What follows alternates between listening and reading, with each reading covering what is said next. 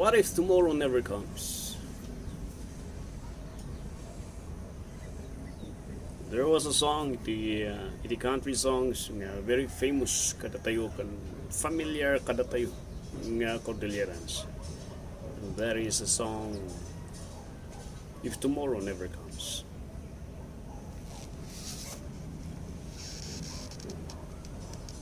What if? Nagpaiso. What if tomorrow never comes? It's quite sabali di ko na tayo nga nagbiyak ka lang and you have fully enjoyed your life to its fullest. For honestly, some people kat ti pa nagbiyak da, ti pa nangkita da lang ti biyak da dito daga kat kaapal pa ti animal, tadagi ti animal kat makita da ti ragsak da. And much worse ti life da because there is no more joy and there is no more sense iti life. Ada kanya. Oh, I heard about a story iti may isang famous kun may isang nalatak nga tao kag na tinaga na kat ni Steve Jobs. Kada tayo iti Pilipinas kat iti dagiti amuna iti computer mamuda isuna. Because he is the CEO, founder, iti kumpanya, iti Apple, and when it comes to fame, when it comes to popularity, when it comes to wealth, he has it all. He just died, iti manulangan na palpalabas katawan, and throughout iti panagbiag na, it's a very sad nga story iti life na because he has everything iti daga, and yet di moduding a life na he said that there is no real happiness dito daga uray no da kanya mamani. It was a statement from a man nga papalong kado nga tao, yet in his life he said his life is filled with loneliness. It's empty. And what wasted testimony and what a wasted life it is. Nga mangag tayo di jay nga testimonya iti maysa nga nalatak nga tao, a famous man whose name is Steve Jobs. Are you fully enjoying iti life mo? O baka kaapal pa iti tarakan mo because pipyada pa itamay enjoy da iti panakayaywan kad iti panangtartarakan iti amo da. While you nga siga it seems life is useless, life is empty, life is just like agtek-tayok laanan nga pilid nga awan kasilatan nga routine. Awan malang karagsaragsak na. Oh, I am reminded of a man, a very old man, and he was also known as the wisest king in his own era, in his own time. It was said by King Solomon, kaslak ni Steve Jobs, a very brilliant man, a very wise man. Yet, for almost half iti life na, living a life, enjoying iti ragragsak iti daga, the pleasure, iti wealth, fame, popularity, recognition and accomplishment, name it all, nga niya man tayo papalon tayo, kung kaya tayo nga mapasamak tibiyag tayo, he has it all. But there came a time, ti pa nagbiag nga iti half iti life. Nga kunani King Solomon nga, it was the best kind of life, but later on iti last nga days, years iti life na, he said. He wrote their book. He came to senses, nagpanunot iso na, nalukatan ti kapanunutan na. And all those nga kunatay nga pag-alalaan, ng pagapuan iti ragsak na. The position, the fame, the wealth, the popularity, and the recognition iti nagadungat at tao, and the great accomplishment that he has. God opened his mind and senses that he came to realize that all is useless. All is useless titi lubong. E pagkatapos mapangkad Ecclesiastes chapter 12, he concluded that the real meaning of life is to fear God and to keep His commandments. Here was the wisest king who ever lived, enjoying and having all the giti kakayat na itibiyag. And yet, kuna tayo, iti chimpo tinagbiagan ng rebuild iti sangwanan iti Diyos. At the end, iti pleasures tiragragsak ti lubong. He came to realize nga hanganap-nap ti karawanan. He made a statement. He made a legacy. A book. God used this man to write a book of a man who got everything in this world, and yet he found it as empty. In the book it Ecclesiastes chapter 9, after presenting iti life of uselessness, chapter 1, chapter 2, hingga na chapter 8, pagdanon iti chapter 9, iti great concern na dito nga ari, he gave us an advice dagiti anak na kung dagiti sumarsaron kung dagiti adipan na on how and where can we really find real joy in life. And kuna ni Solomon iti Ecclesiastes chapter 9 verse 9, he gave us an advice nga dagos and kunana dito ay, live joyfully with a wife whom you love all the days of your vain life which she has given you under the sun, all your days of vanity, for that is the portion of life, and in the labor which you perform under the sun. Kunani Solomon,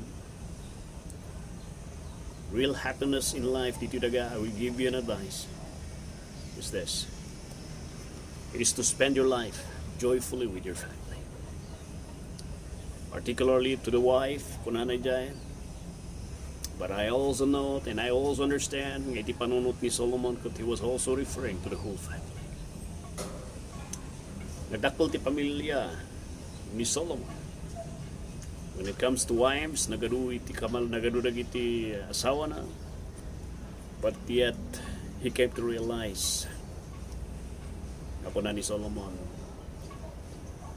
the word iti family, that it is the best nga kuna nga maikan iti may sa tao.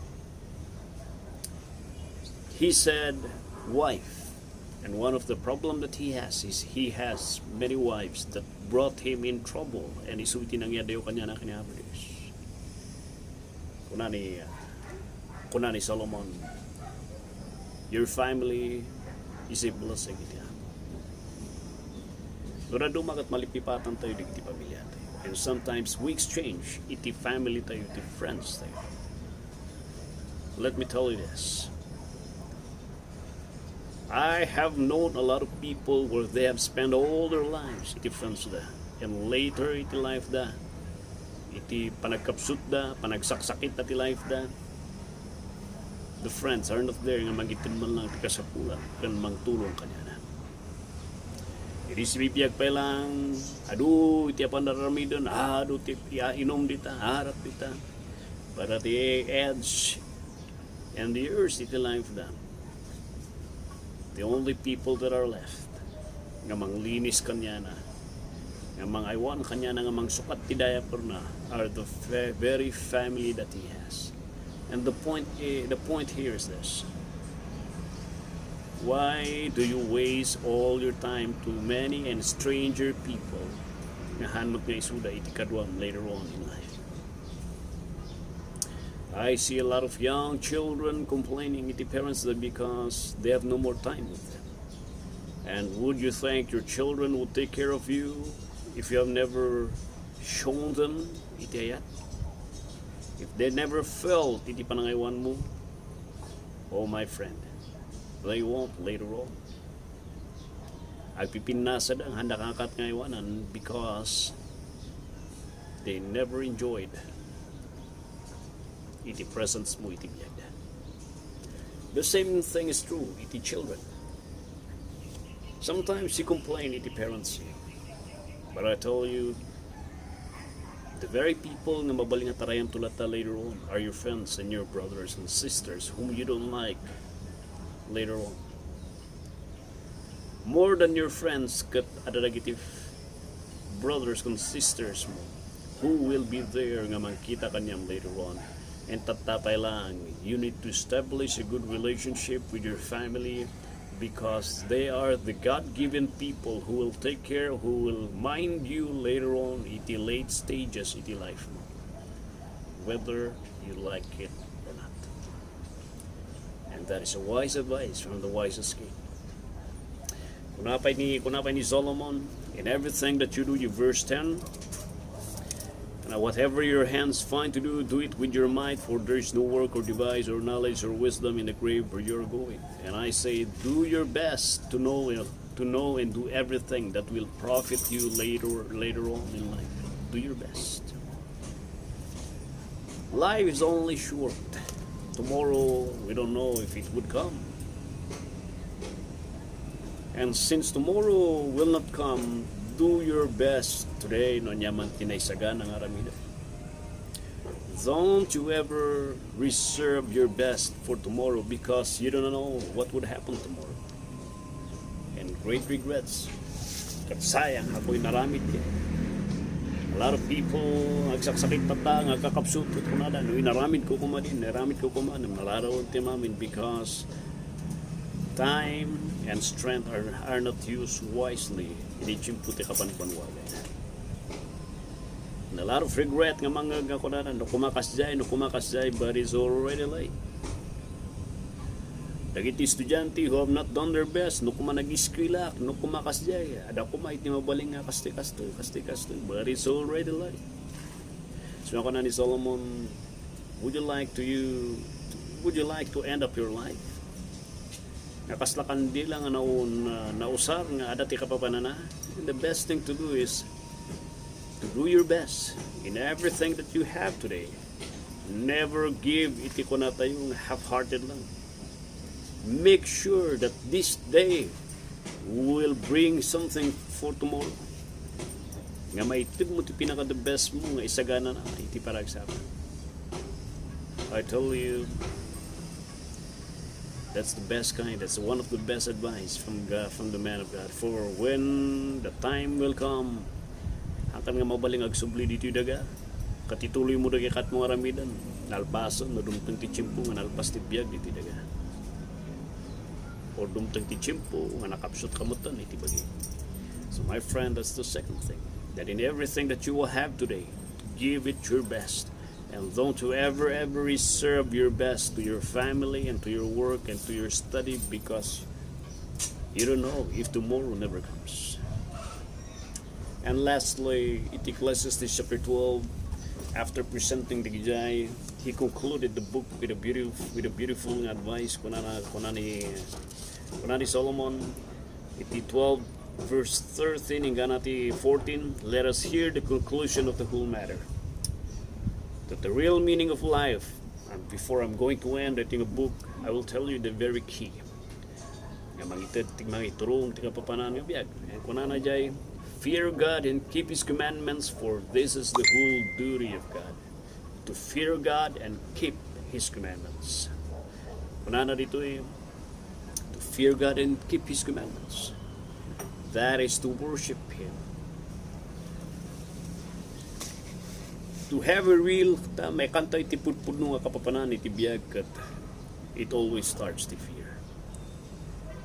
But this kind of fear nga writing a worship kat it is a fear nga kunatayo that comes from a man nga naisalakan. A man who doesn't love the Lord doesn't have this kind of healthy worshiping and surrendering fear. Iso nga ti panunod ti Solomon dito when he was saying, let us hear the whole conclusion, fear Him, hang tigtigurgur ti kat ng sawan, kahit ng sawan kat it is to have Him in your life first. Make sure that you are in Him. Make sure that you are in Him. And make sure nga hang ka lang adakan niya na make sure that you are faithfully following His words. That's the source of life. That's the source of real happiness kan kapapanan iti biyag. In all his life, iti younger days, di Solomon, nakitaan niyo iti biyag na he spent his life nga mayat ti panag-start na. But later on in life na, As he started nga, the Lord has been blessing him. There came a time nga halos nagatidog, halos half iti life na. Kat na spend iti life ti backsliding. And he said in the book of Ecclesiastes, vanity, useless, ubaw, as lang nga bagas nga angin lang kargana. Kung amno dati kargana, awan game kargana, awan sisipina. That is a kind of life. Ako na tayo nga awan iti Diyos. Hangag papayturay iti Diyos. Nagpipintas dagiti balon. Very attractive dagiti ubing. It is catchy iti matada. Kaslang nga dati kargana, kaslang nga mapsuka. It attract and it catches the attention dagiti ubing. Nukit kitaan tayo dagitoy nga balloons. Iti unod na awan ti kargan hangkamat nga mabsuka. There are many things that ilubong are very attractive, but inside dagitoy, when you are already there, you think naragsak, but later on in the end, it is not satisfying deep within. You are still looking for something that is better and greater than that. And you know what? The world can never take that place of God.